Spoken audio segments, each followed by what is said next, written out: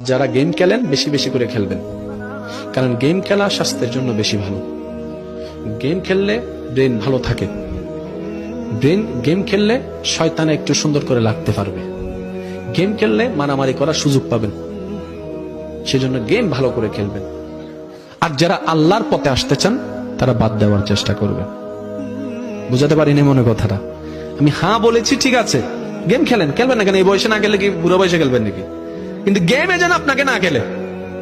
বুঝেন না আমার কথা? আপনার মন চাচ্ছে, আপনি গেম খেলছেন, আজান দিয়েছে, গেম আপনি ছাড়তে পারেন নাই, তার মানে গেম আপনাকে খেলতেছে। গেম আপনাকে খেলতেছে, আপনি গেম খেলছেন না। আপনার মা ডাকছে, এদিকে আয়, গেম আপনাকে খেলছে। আপনি কখন গেম খেলেন জানেন?